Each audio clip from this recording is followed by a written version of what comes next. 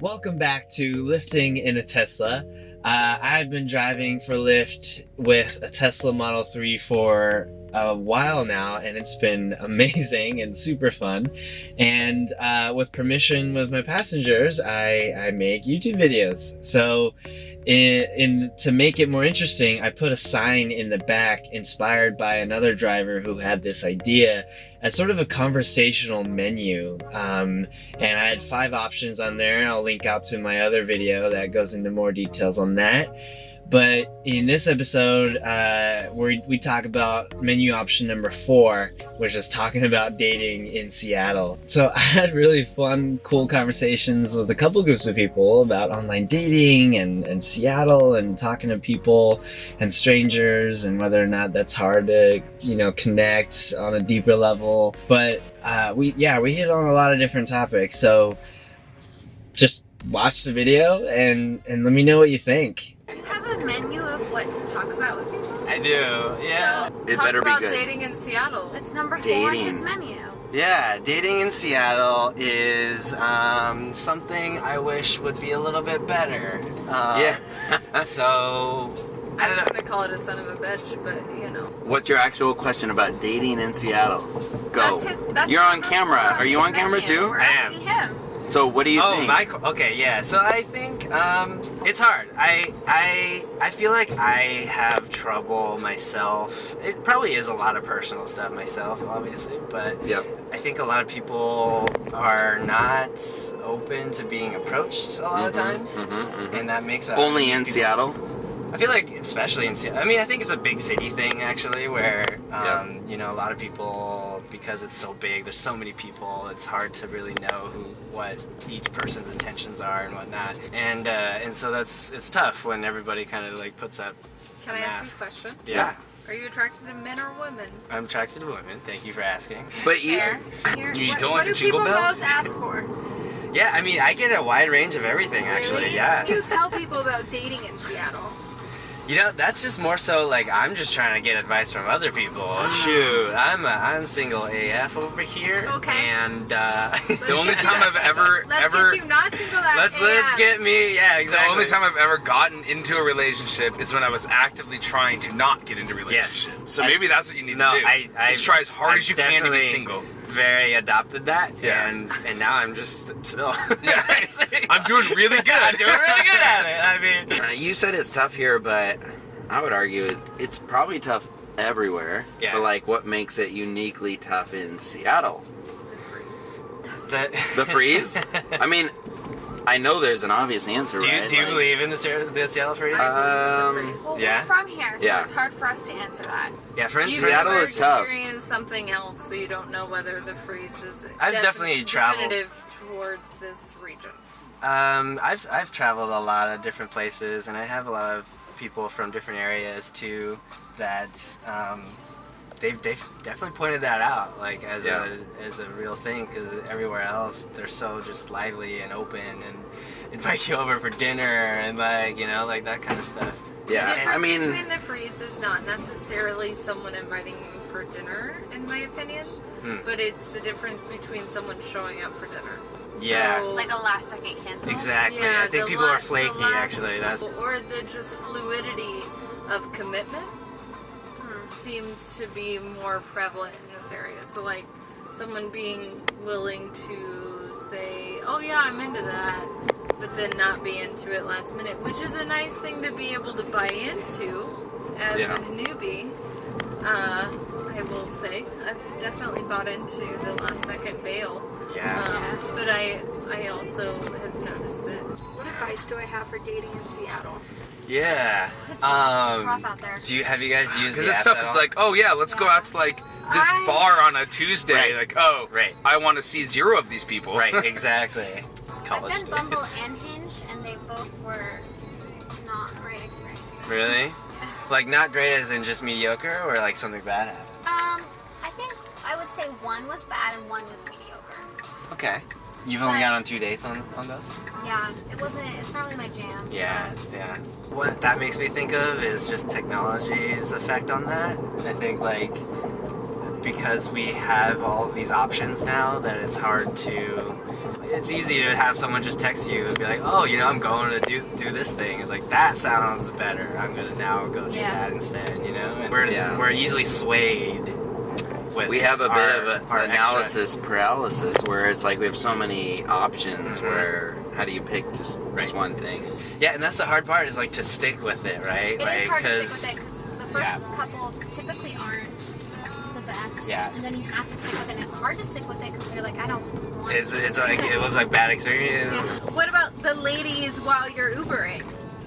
Yeah. Is that a question? I don't know. I don't know, but that's like, you know, the whole like professional work. Yeah. That's actually, I was gonna, like, I don't, like, the last thing I want to do is be the creepy Lyft driver, is like getting on people. So that's the issue right now. That brings me into online dating, where I feel that effect in terms of, you know, people thinking that they always have options and not fully committing into something because, you know, what they find one piece of thing that they don't like, or maybe is, you know, it kind of turns them off, and then they kind of think about other things, you know.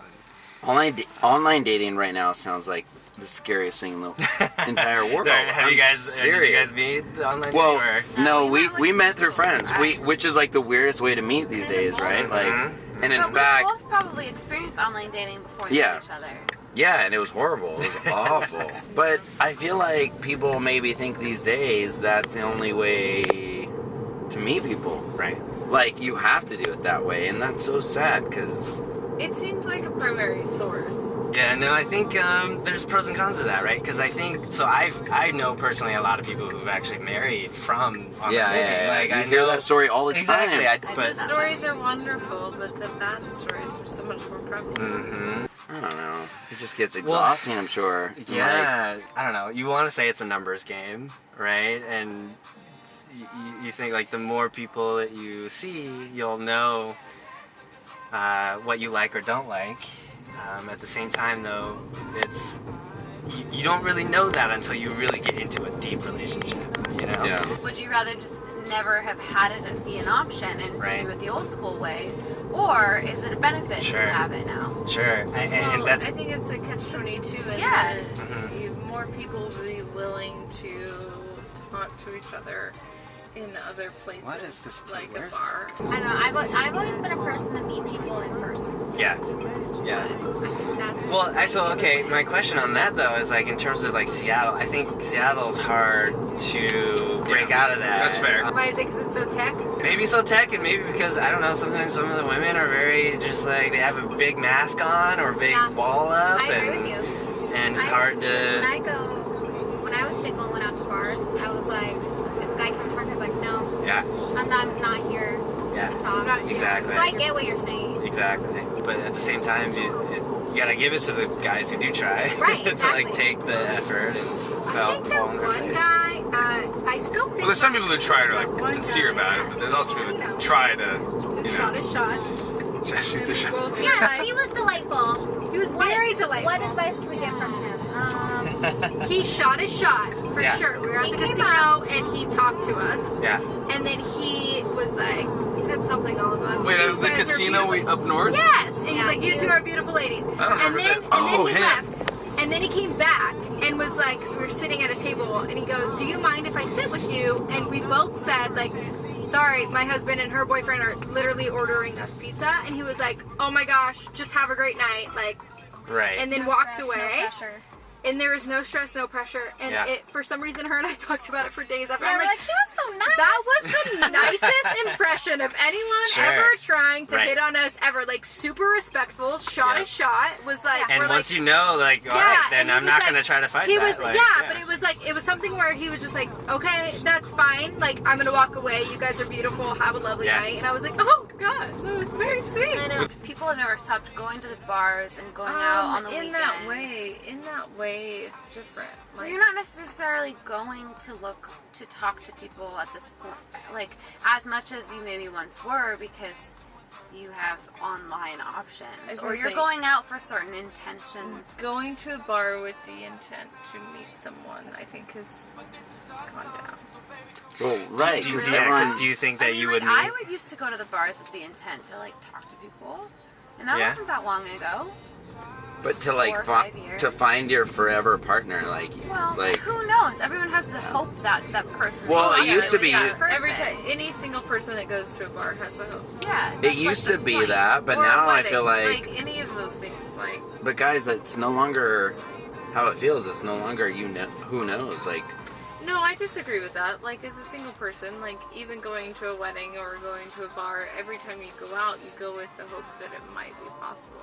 because you want that to be the story. Well, but it's You good want to that say- to be the story. Yeah, that makes more sense. But the reality is, most people meet people online these days, right? Well, so I will say though that I like having that, like being open to the fact that you might meet someone open, right? Because that leaves you in a state where you're accepting and open to having an interaction, right? Yeah. Whereas if people were thinking that, oh, I could just swipe and meet people online, they don't be present in real life situations, be open to people around them, be able to generate conversation, right?